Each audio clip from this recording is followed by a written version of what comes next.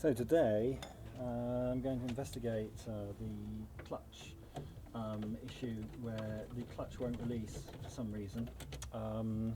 There's a kind of a binding thing going on, so when you put it in gear and start the car, even with the clutch pedal depressed, it still won't disengage. All the hydraulics have been replaced. I replaced the slave cylinder a while back and replaced the master cylinder only the other day. So clearly something going on wrong with the clutch, and I'm not sure what it is. Could be the fibre plate has broken up and has wedged itself between itself and the flywheel, so that the clutch pedal feels normal. So I think the actuator arm's working and everything like that, but I think it's probably a fibre plate now, having a think about it. Originally I thought it was the actuator arm, but I'm not sure.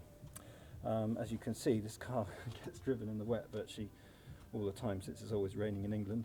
Nothing you can do about it. It's either use it or don't use it. So hence it's always covered in stuff. Okay, so the next thing is to drain the oil. So the two areas to drain the oil from, first of all, it's from the gearbox itself, and secondly it's from the secondly it's from the housing on the side, which I'll show you that as well. This oil's brand new, so I actually do want to save it. I'm going to just clean up this unplug a second. Yeah, so I've cleaned that up, so obviously I don't want to get any particulates in the oil itself, because I want to save it. There's a little bit of paint there or something, but so let's hope that there's quite a lot of oil in here. There's a gallon, so as you can see it's nice and clean. Absolutely stinks. It's got a very distinctive smell. Gearbox oil smells completely different to engine oil,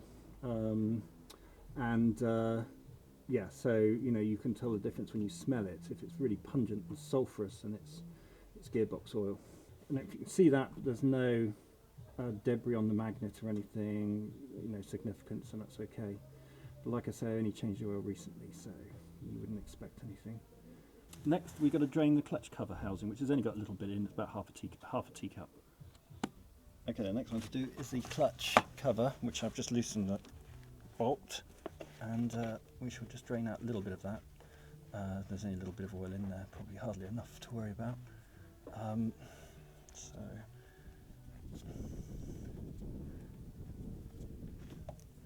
there we go. So to fill up the gearbox, this is what I did. I drained all the oil, drained the oil out of the gearbox, using that's my vacuum tank made out of a biscuit tin. It's a lot better than the rust. It's made of polycarbonate, but as you can see, everything, because of the wet and everything gets really dirty here. That's why I made it from polycarbonate, so it wouldn't rust. So that's my little modification, if anyone's wondering what that is.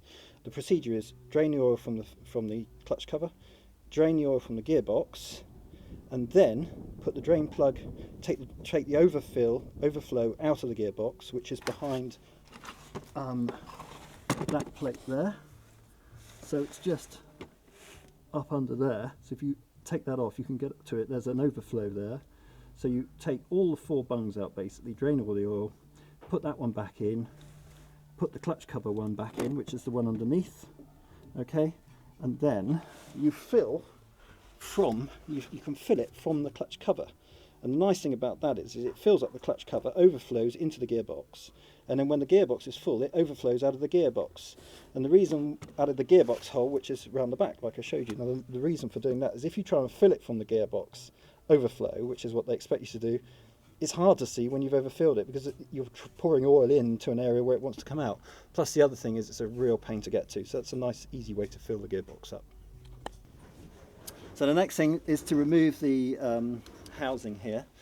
These nuts, I replaced them all with stainless steel. When I first got the car, I went round and just did all these with stainless steel, because it just made a lot of sense, really, rather than having to battle with corroded ones. And I had cleaned all the engine up. It was looking really nice down here, but as you can see, a year's worth of use, and it's all looking tatty again, but like I say, I do drive it in the wet and everything, so you know, I believe they're made for using and not for sitting in garages. If I lived in California, I think you know, probably, you know, it wouldn't get anything like this. It would be lovely and immaculate under here, as some of these cars are when you see them on the web. So I'll let you know how I get on. Sometimes when you do this, it can actually pull a stud out. You see, so a stud just unthreads, and that happens sometimes. So I'm going to just take that off and thread the stud back in once I've got the cover off.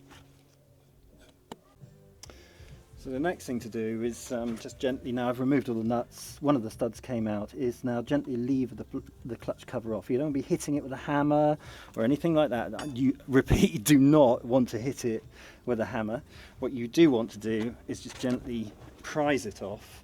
So crowbar with a big spread here, if I gently get it in behind there, I can, without touching the pipe, I'm not touching the pipe here, just lever it against the case and the case and the clutch cover. And if I just gently lever it without touching that pipe, there you go, it's actually broken the seal. So I hardly touched that actually. You can see it wiggling because I'm tapping it, but I've actually, just by doing a gentle prising motion, I've actually moved that away and broken the seal. In fact, yes, it has. I can even get the end of the thing in there. Now you don't want to jam a screwdriver in there.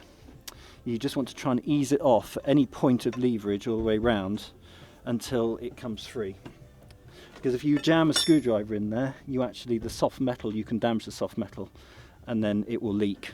Although it has been put on with silicone, it's just not very good practice really. So I'm going to just gently wiggle it and tap it. But now I've broken the seal, it probably is going to come off quite easily. In fact, I can feel it moving. So I will get back to you.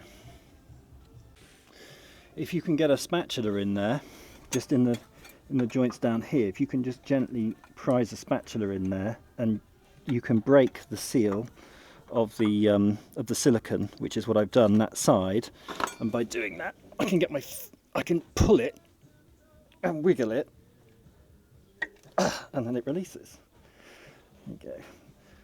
Now I have to bear in mind, like I say, I've not done one of these before, so this is new to me as well as you folks watching it. But there we go. So the next thing I have to do is undo this, and I need a special tool for it, although it looks like the person that's done it before has not used a special tool and has just hammered away at it. So seeing as I'm going to get a new one of these, I will do the same, and then I will get a new nut. First of all, I'm going to check online that I can actually get one. I'm sure I can. Failing that, you could just put a normal nut on there, but it has to be one that you can hammer over and seal over, you see. So, but this one has been on and off. Well, it's either been off, I don't know how many times this particular nut's been on and off, but it's certainly fairly in a fairly poor state. I think the next thing I'm going to do, while I'm contemplating whether to remove this nut here, with because as you can see, it's had a lot of grief. I will just zoom in on it and you can see it's been hammered away at and everything. So whether I in fact, you know, lock the gears and try and remove that, or whether I try and just use the proper tool on it, which I haven't got, I'll have to order that along with a new nut. So I think I'm going to leave that for now. What I am going to do is just do the next stage, which is just unplug various wires and cables and things which are in the way, or maybe in the way. I'm not sure if they are. This one goes over the top here. That one definitely needs to be unplugged, so unplug that. And I'm going to undo all the bell housing bolts. That'll be the next thing. And disconnect our good old slave cylinder from over here. Just disconnect it from the arm. For undoing the bell housing bolts, it's easier all through the wheel arch pretty much. Although the two top ones up there I did do to the top of the engine bay. They are, the size of them is, what are they? 17mm. But there are some 13 as well, so just be aware of those. Hidden elsewhere on the casing, right down here. down there and round there. There's also a bolt in there as well. Okay, so I've completely unbolted the bell housing all the way around there, and all the way around there. It's worth noting there are a couple of sneaky little things. There are 3 studs that come out. Sometimes they do, sometimes, well, obviously these do because they're bolts. You have, this one's coming out from the top, where there's the crankcase breather bolted to it, and then you've got a long one and a shorter one. The long one comes out from over here, and the shorter one comes out from underneath, and it's hidden. It's hidden down the bottom here, so it's a little bit tricky to get out.